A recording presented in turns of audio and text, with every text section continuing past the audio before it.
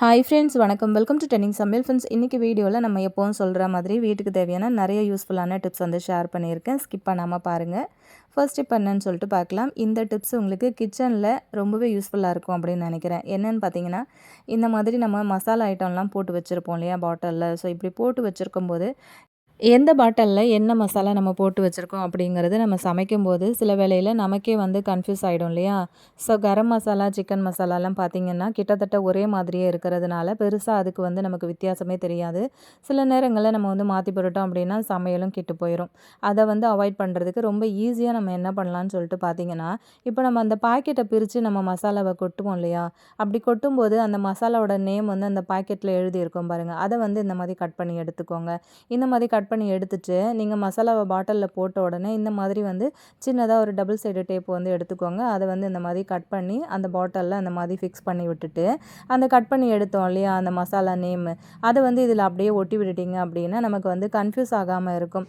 இப்போ நம்மளை தவிர கிச்சனில் வந்து வேறு யாராவது அவசரத்துக்கு சமைக்கிறாங்க அப்படின்னும் போது கூட மசாலா வந்து கன்ஃப்யூஸ் ஆகாமல் எடுத்து யூஸ் பண்ணுறதுக்கு ரொம்ப யூஸ்ஃபுல்லான டிப்பாக இருக்கும்னு நினைக்கிறேன். ட்ரை பண்ணி பாருங்கள். இப்போ அடுத்த டிப் என்னன்னு சொல்லிட்டு பார்க்கலாம்.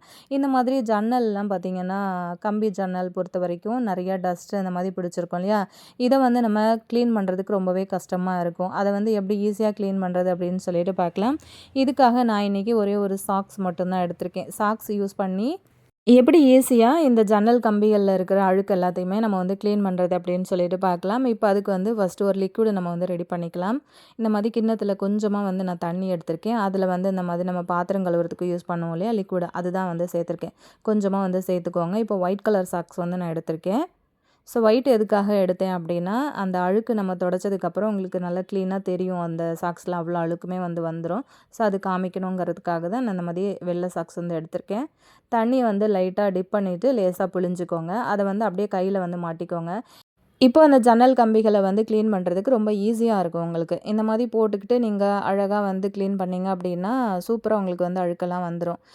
நார்மலாக நம்ம துணி யூஸ் பண்ணி க்ளீன் பண்ணுறோம் அப்படின்னா, அந்த துணியை வந்து தண்ணியில் அலசி பிழிஞ்சு அதுக்கப்புறம் திரும்ப திரும்ப நம்ம வந்து தொடச்சிட்டே இருக்கிற மாதிரி இருக்கும். இது வந்து ஒரே தடவையிலே உங்களுக்கு வந்து வேலை முடிஞ்சிடும். ரொம்ப அழுக்கு அதிகமாகிடுச்சு அப்படின்னா தண்ணியை மட்டும் லைட்டாக வந்து அந்த சாக்ஸ் அப்படியே கையோடு சேர்த்து அலசிட்டு திரும்ப வந்து நீங்கள் க்ளீன் பண்ணுறதுக்கு ஸ்டார்ட் பண்ணிடலாம். வேலை வந்து ரொம்ப ஈஸியாக முடிஞ்சிடும். ரொம்ப நேரம்லாம் டைம் எடுக்காது.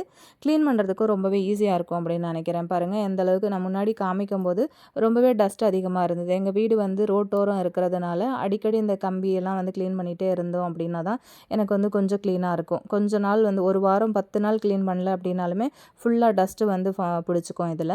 ஸோ அடிக்கடி நான் இந்த மாதிரி தான் வந்து க்ளீன் பண்ணுவேன். ஸோ உங்களுக்கு பார்க்கும்போது தெரியும் முன்னாடி எந்த அளவுக்கு வந்து டஸ்ட்டு இருந்தது அப்படின்ட்டு. இப்போ நல்லா பளிச்சுன்னு ஓரளவுக்கு க்ளீன் ஆகிடுச்சு. இப்போ அந்த சாக்ஸை பாருங்கள் எந்த அளவுக்கு வந்து கரை இருக்குது அப்படின்னு சொல்லிட்டு. ஸோ அதுக்காக தான் நான் உங்களுக்கு காமிக்கணுங்கிறதுக்காக தான் ஒயிட் சாக்ஸ் வந்து யூஸ் பண்ணேன். நீங்கள் வந்து க்ளீன் பண்ணுறதா இருந்தால் நார்மல் வேறு கலர் சாக்ஸ் கூட வந்து யூஸ் பண்ணிக்கலாம். இப்போ நம்ம அடுத்த டிப் என்னென்னு பார்க்கலாம். இந்த மாதிரி எண்ணெய் வந்து தரையில் சிந்திருச்சு அப்படின்னா அந்த எண்ணெயை க்ளீன் பண்ணுறதுக்கு துணி எதுவும் யூஸ் பண்ணாமல் இந்த மாதிரி வீட்டில் அரிசி மாவு, கோதுமை மாவு அப்படி வச்சுருப்போம் இல்லையா? அதை வந்து கொஞ்சமாக மேலே ஸ்ப்ரெட் பண்ணி விட்டுட்டிங்க அப்படின்னா அந்த தரையில் இருக்கிற எண்ணெய் மொத்தமாக அந்த மாவு வந்து இழுத்துக்கும். அதுக்கப்புறம் அந்த மாவை மட்டும் நம்ம மேலே தொடச்சி எடுத்துட்டோம் அப்படின்னா தரையில் வந்து உங்களுக்கு எண்ணெய் கொட்டுனதுக்கான தடமே இருக்காது. எண்ணெய் பிசுக்கும் வந்து உங்களுக்கு தரையில் இருக்கவே இருக்காது. ஸோ அதுக்காக தான் நம்ம இந்த மாதிரி மாவு வந்து யூஸ் பண்ணுறோம். நிறைய பேர் நினைப்பீங்க இதுக்காக நல்ல மாவை வந்து வேஸ்ட் பண்ணுறேன் அப்படின்னு நினைப்பீங்க. ஸோ நான் வந்து இன்றைக்கி எக்ஸ்பைரி ஆன அரிசி மாவு தான் வந்து யூஸ் பண்ணியிருந்தேன். கொஞ்சமாக வந்து மாவு எக்ஸ்பைரி ஆன மாவு வந்து நம்ம தூக்கி போடாமல் எடுத்து வச்சுக்கிட்டோம் அப்படின்னா இந்த மாதிரியான ஒரு சில க்ளீனிங் வேலைகளுக்கு நம்ம இதை வந்து வச்சு யூஸ் பண்ணிக்கலாம். கண்டிப்பாக ட்ரை பண்ணி பாருங்கள். இப்போ நம்ம அடுத்த டிப் என்னன்னு சொல்லிட்டு பார்க்கலாம். இந்த மாதிரி அழுக்காக இருக்கிற தலகாணியை வந்து நம்ம எப்படி ஈஸியாக க்ளீன் பண்ணுறதுன்னு சொல்லிட்டு பார்க்கலாம். எப்போவுமே கவர் மட்டும் நம்ம வந்து அப்பப்போ வந்து துவைச்சி போட்டு க்ளீனாக வச்சுப்போம்.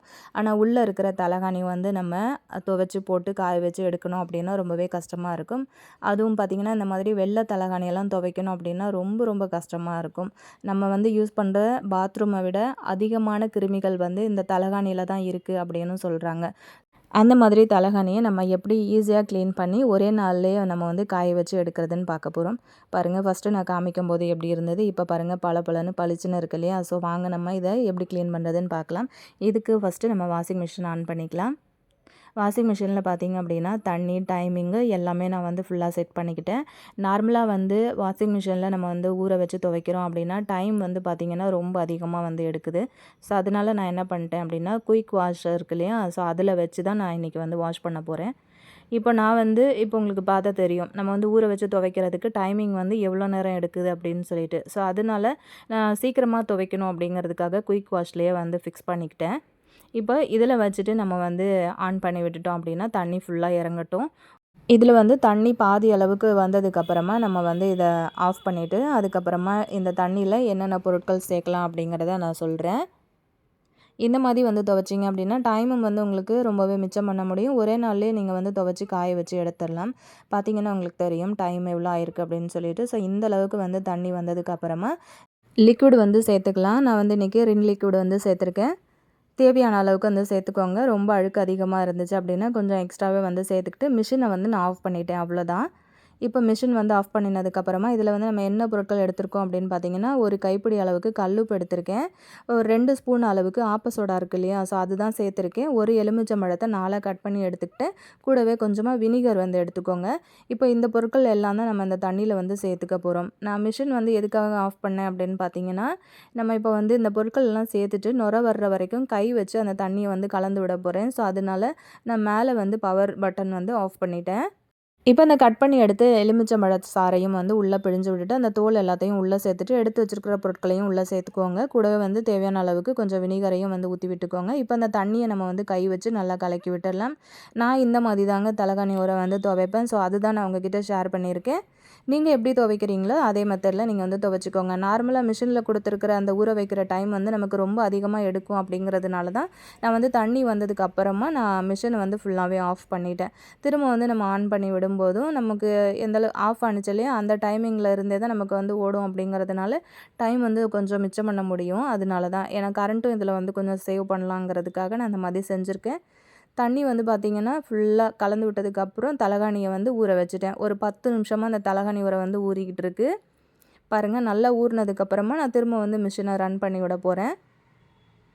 கொஞ்ச நேரம் ஊறினதுக்கப்புறம் பார்த்திங்கன்னா இந்த அளவுக்கு வந்து கரை போயிருக்கு.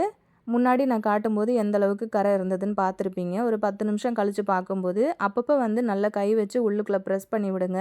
அப்போ தான் அழுக்கு நல்லாவே போகும். ஸோ ஃபுல்லாக எல்லாமே வந்து நீங்கள் ஊற வச்சதுக்கப்புறமா இந்த மாதிரி பவர் வந்து ஆன் பண்ணி விட்டுருங்க. இந்த மாதிரி செய்யும்போது நமக்கு ரொம்பவே ஈஸியாக வேலையுமே முடிஞ்சிரும்.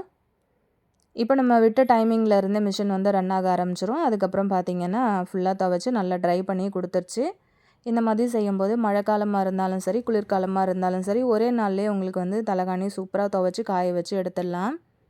பாருங்கள் முன்னாடி நான் காட்டும்போது எந்த அளவுக்கு அழுக்காக இருந்தது அப்படின்னு சொல்லிட்டு இப்போது நல்லா பளிச்சுன்னு ஆயிடுச்சு. 100க்கு ஒரு 90% வந்து நல்லா பளிச்சுன்னு க்ளீன் ஆகிடுச்சு பாருங்கள். இப்போ நான் வந்து ஃபேன் காற்றுல இப்படி தான் வந்து காய வைப்பேன் எப்போவுமே.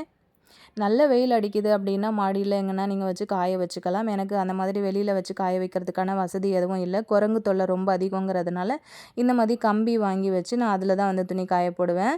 பாருங்கள் காஞ்சதுக்கப்புறமா நான் காட்டுறேன் எந்த அளவுக்கு நல்லா பளிச்சுன்னு இருக்குது அப்படின்னு சொல்லிட்டு.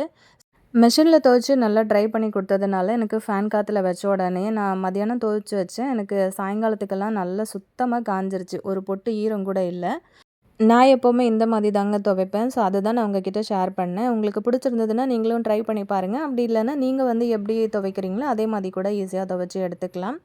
இப்போது இந்த ஐடியா பிடிச்சிருந்ததுன்னா லைக் பண்ணிவிட்டு உங்கள் ஃப்ரெண்ட்ஸ் கூட ஷேர் பண்ணிக்கோங்க. இப்போ நம்ம அடுத்த டிப் என்னன்னு சொல்லிட்டு பார்க்கலாம்.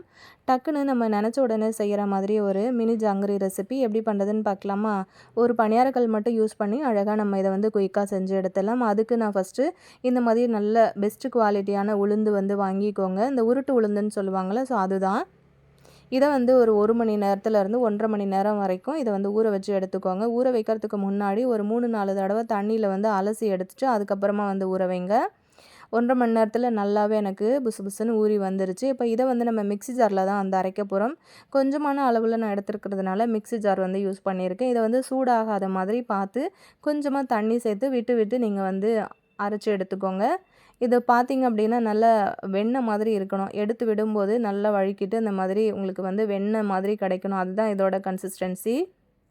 இதை வந்து இப்போ கொஞ்சமாக இப்படி தண்ணியில் வந்து விட்டு பார்த்தீங்கன்னா சூப்பராக உங்களுக்கு பந்து போல் மிதக்கும். ஸோ இது வந்து கரெக்டான பதம்.